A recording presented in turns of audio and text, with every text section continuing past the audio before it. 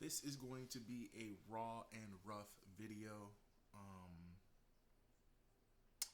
We have legislation coming to the crypto space, and I need everyone that's going to be listening to this video to understand how serious this is going to be for those who have crypto and have it stored on an exchange. You really want to take your crypto and get it off of an exchange and put it inside of your own private wallet. The Trezor Model T, the Ledger Nano S or X, preferably the X for me, just because there's several cryptos that I want to hold.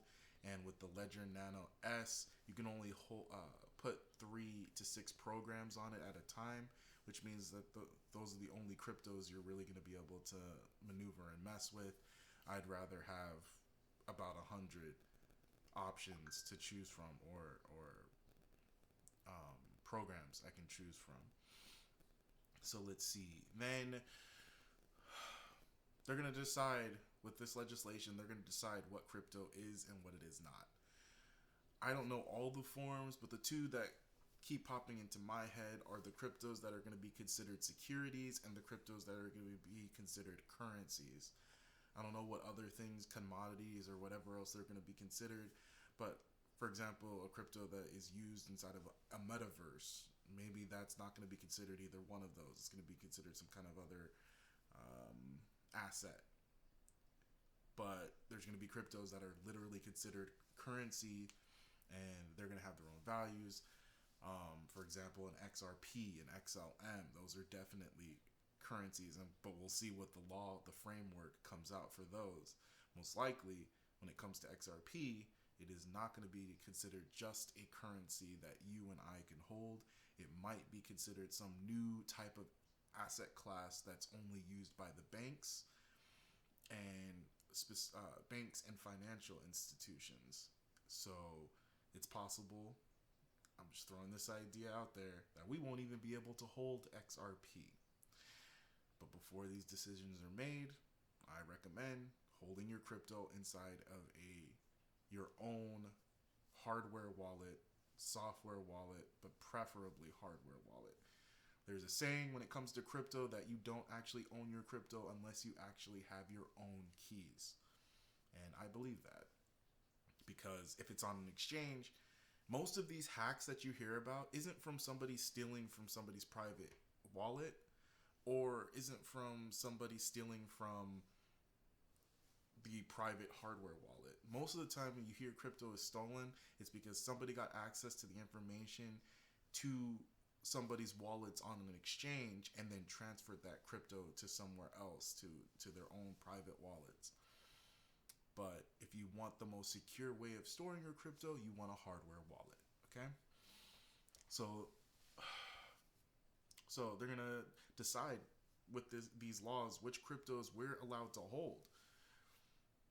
We're not going to have a bunch of exchanges like we have right now. There's going to be a few, maybe, but mostly the banks are going to be the ones that we're going to be buying and selling crypto from, which is going to cause the value of cryptos to go up to a premium price. Why? It's going to go up to a premium price because you're talking about cryptos that now have to be FDIC insured. Like, the banks need all the I's dotted and all the T's crossed. They need to know exactly what kind of framework they're going to be working with. And then from that framework, they're going to, we have to maybe have their crypto 1-to-1 to $1. So if they have a crypto that's worth $5, they have to have $5 for every single one of those coins or tokens. They can afford to pull that off. I mean, the crypto space is only reached $3 trillion. So maybe one bank has enough for that. But the point is, the government will also determine who's allowed to sell crypto, which means that there's going to be a bunch of exchanges that don't qualify and won't make it in. Maybe a few of them, a handful of them will make it, maybe Coinbase or a few of the other companies that have been playing ball and trying to keep up with legislation or keep up with the rules made for financial institutions so far. But not necessarily all of them follow the rules, and so, or don't hold enough in capital, or whatever the reasons that they give. those crypto exchanges will no longer exist. You're only going to have a few. They'll have to sell off, or they'll be sold to banks that do meet all the regulations. And all of a sudden, now you got this bank that also has the name and the name of some of these exchanges, and is now marketing crypto through that exchange at a much higher cost. So, for example, you're not going to be buying, let's say, XLM, which was like 20 cents the last time I checked, so it might be 21, 22 cents. You're not going to be buying XLM at 22 cents.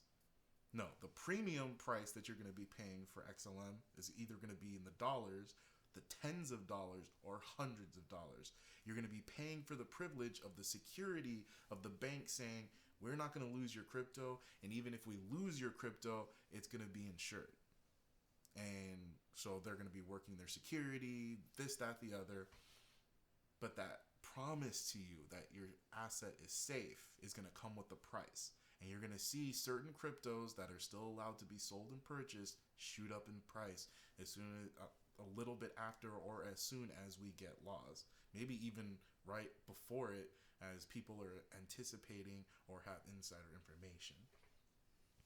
So I'm going to say it again, keep your crypto locked up in a hardware wallet, just in case. We have no idea if legislation is going to come out that says all the exchanges have to stop trading for a given period of time while they determine what crypto is considered. And if they decide that, all of a sudden, now the crypto market stops moving. You can't get your crypto off. You can't put it in a hardware wallet. It's too late. It's too late at that point. And then you won't be able to do anything until the laws come out. I'm just guessing that's a possibility of something that could happen. Maybe not. But I'm just thinking worst case scenario, and the best position you could possibly put yourself in with your crypto is to store it where you completely control it. And you wait until the right time to sell it. That's at least what I'm going to be doing with my crypto. If you have any questions about what I'm saying here, or you want me to talk about specific cryptos that I think are going to go up as a result of this, as a result of legislation coming, I mean, even the start of the process is happening next week. Originally, I thought, and I said in one of my videos, originally I thought this was coming in 2 to 3 weeks. They sped up the timeline, and now this is coming next week. Biden will be putting out a framework to Congress to start working on these crypto laws. So I believe the ISO 20022 tokens, the ones that are compliant with the ISO 20022 standard, are going to be the ones that shoot up in value, as well as other tokens that have some kind of actual use case, and then tokens that will become that will have utility once that use case is taken advantage of. For example, XRP, and in banking, when they're using it for transferring, for converting to different converting into different currencies, as well as the speed of the network, making it where transactions happen in seconds for banks, and being able to transfer from one currency to another, and being that bridge asset when it's happening on a much larger scale than it's happening right now, because other countries are using it. But once the United States is actually using it, that will make it a utility token, not just,